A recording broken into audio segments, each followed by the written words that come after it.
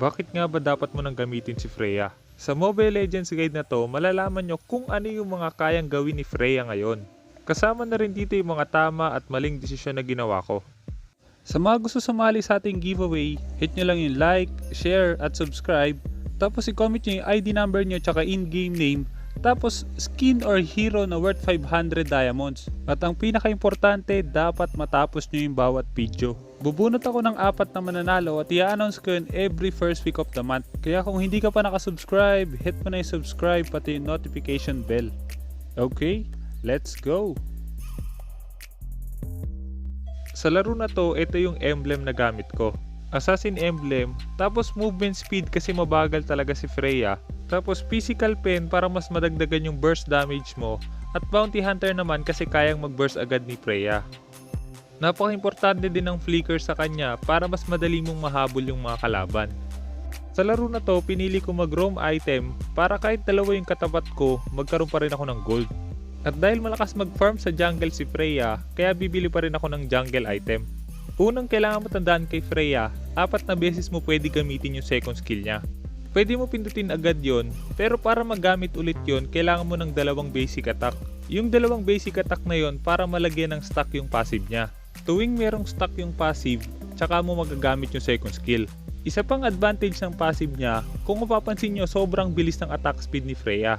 Tuwing gumagamit siya ng skill, mabibigyan siya ng 2 stack ng attack speed. Ibig sabihin, pagtapos niya gumamit ng skill, yung sunod na 2 basic attack niya mas mabilis. Pwede yun mag-stack ng hanggang 6 times.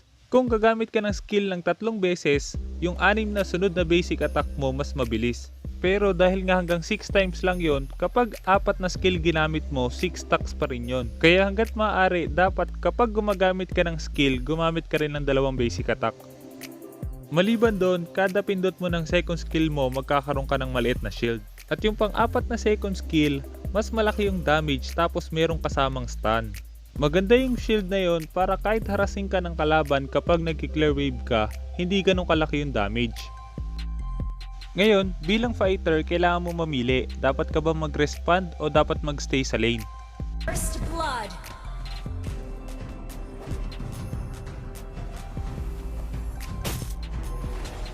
Stand firm and hold your ground. An ally has been slain. Naagaw ng Gusion yung buff kaya hindi nag-level 4 yung Lilia. At dahil walang ultimate yung Gusion kaya pwede namin to i-go. Initiate retreat. An enemy has been slain. Launch attack. Spirits of Northern Vale, guide me. An enemy has been slain. Sunod na kailangan yung tandaan kapag gagamit kayo ng Freya, yung first skill niya mas malaki yung damage kapag marami kang stack ng passive. Maliban sa damage, mas tatagal yung stun tsaka mas lalaki yung tatamaan ng first skill kapag mas marami kang stack. March onward.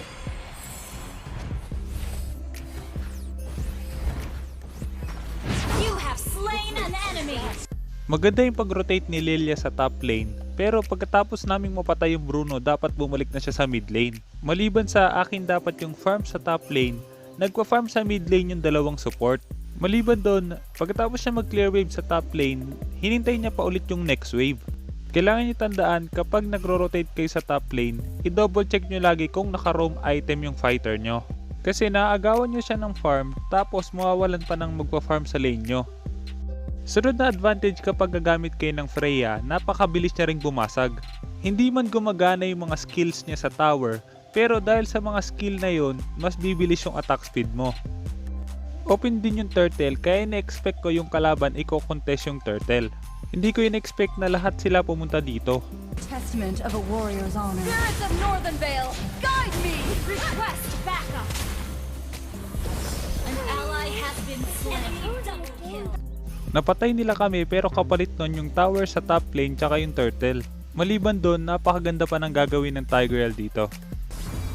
Initiate retreat. Bago natin ituloy yung video, gusto ko munang i-shoutout sina Clara Explorer, Gabriel Ian Flores at Smat Mads Gaming. Kung sinong unang 3 magko-comment sa bawat video, siya ang i-shoutout ko next video. Kaya kung hindi ka pa nakasubscribe, hit mo na yung subscribe pati yung notification bell.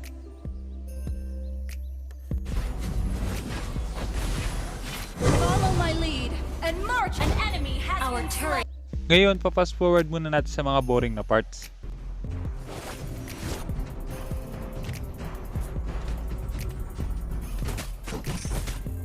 We never claimed to be undefeated, but unbreakable. My ancestors are watching from Valhalla. I won't let them down.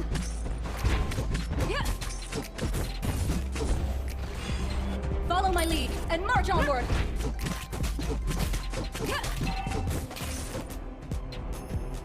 People of North.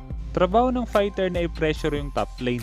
Pero once na nasa bottom lane yung mga kakampi nyo, kailangan nyo pumunta ng mid lane. Isa pang kailangan itandaan kapag gagamit kayo ng Freya, huwag nyo basta-basta gamitin yung first skill. Hintayin nyo muna na gamitin ng kalaban yung pantakas nila bago kayo gumamit ng first skill. Spirits of Northern Vale, Fallen guide warriors, me. let me guide you home. You have slain an enemy. Ginawa ko yung second skill flicker doon pero hindi gumana, kaya ibig sabihin huwag nyong gagayahin yon. At sa doon na dapat yung tandaan kapag gagamit kayo ng Freya, huwag kayo magdalawang isip gamitin yung ultimate niya. Kailangan nyo tandaan, offense at defense yung ultimate niya. Magkakaroon kayo ng shield, tapos lalaki yung damage nyo, tsaka magiging splash damage. Lalayo yung range, tapos tatamaan ng basic attack lahat ng katabi nila. Sunod na dapat yung tandaan, bilang fighter, kailangan alam nyo kung sino yung target nyo. Dahil para kayong assassin, dapat puro damage dealer. Makikita nyo na nag-dash in ulit yung Bruno, kaya kaya ko na agad siyang patayin. Initiate retreat. An ally has been slain. You have slain an enemy. Initiate Fallen retreat. warriors, let me guide you home. Enemy killing spree. A scar is An ally has slain the turtle. Launch attack. Pagtapos ang teamfight na yun, dapat nag-back na ako. Pero nakita ko na papuntang blue buff yung mga kalaban. Maliban doon, nakita ko na nakapasok ng maayos yung tank namin. Ang hindi ko nga lang alam bakit hindi niya agad ginamit yung ultimate niya. Enemy rampage. Request backup. northern. At dahil inihintay ko yung ultimate ng tank, kaya hindi na rin ako nakapag-ultimate. Pero kahit natalo kami sa teamfight na yon, maganda yung gagawin ng 1-1 na basagin yung bot lane nila. At pagdating naman sa item build, ito yung item build na tingin kong bagay kay Freya. Maganda yung CDR boots para mas mabilis mo magamit yung mga skills mo at bibilis din yung attack speed mo. Hasklo naman para mas malakas yung lifesteal mo para tumagal ka sa teamfight. Hindi ko nire-recommend yung endless battle kasi magkakaroon ka nga ng true damage, ang problema nga lang mababa yung lifesteal. Ibig sabihin, mas mabilis kang mamamatay sa teamfight.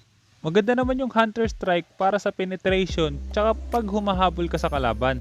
At defensive item naman sa dalawang huling item dahil nga fighter ka, kailangan tumagal ka sa teamfight. Ngayon, ipipressure ko ulit yung top lane. Makikita nyo, imbis na mag-push sila or kumuha sila ng objective sa ibang lane, mas mapipilitan silang pumunta sa top lane. Yun yung advantage kapag nape-pressure mo yung isang lane. You home.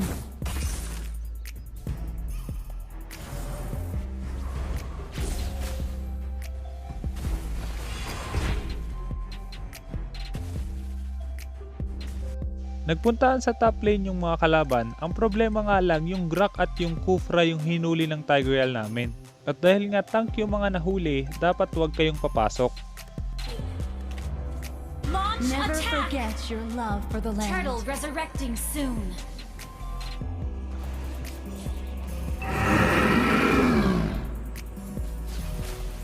Follow my lead and march onward. Shut down. Spirits of Northern Vale, guide me. An enemy has been slain. Our turret. At dahil nanalo kami sa teamfight na yun, kaya pwede na namin kunin yung turtle. Kaso napabayaan ko rin yung top lane namin kaya nabasag ng Bruno yon. Pagtapos namin mag-turtle, ipipressure ko na ulit yung lane na yon. An ally has slain the turtle. Launch attack. My ancestors are watching from Valhalla. I won't let them down. Fallen warriors, Request let me backup. guide you home. Initiate retreat. Request backup. We never claimed to be undefeated, but unbreakable. Initiate retreat. Ngayon, kailangan na namin basagan yung mid lane. Makikita nyo ulit dito kung anong gagawin ng Bruno kaya mahuhuli ko siya. Conquered.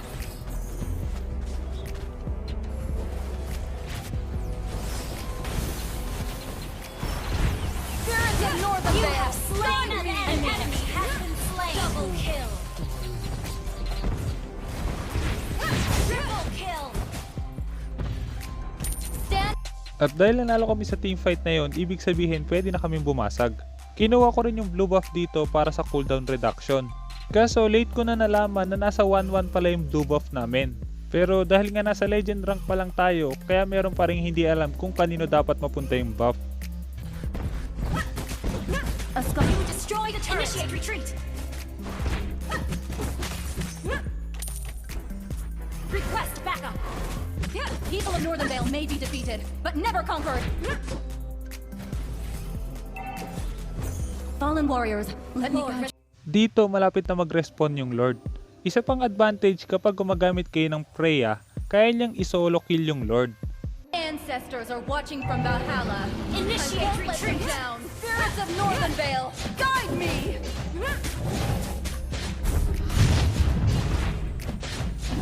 Stand firm and hold your ground.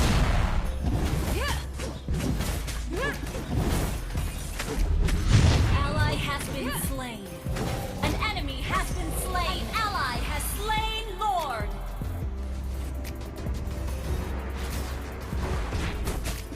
Spirits of Mega Northern kill. Vale, guide me.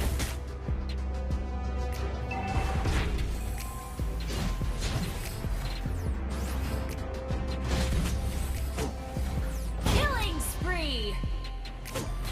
Sa ngayon, puro Freya yung ginagamit ko. Dahil sa malakas siya mag-push, malakas mag-farm, malakas sa kill, kaya mas madali ka makakapag-focus sa objective para manalo.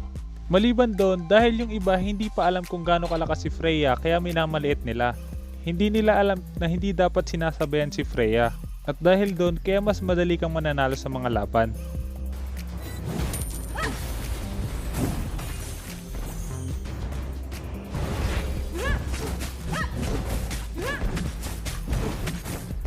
You destroyed a turret. Mega kill. An enemy has been slain. Double kill. Spirits of Northern Vale, Triple kill. guide me. Sana marami ka natutunan sa guide na to. At kung meron kang guide na gusto mo ipagawa, i-comment mo lang sa baba at susubukan kong gumawa ng guide tungkol doon.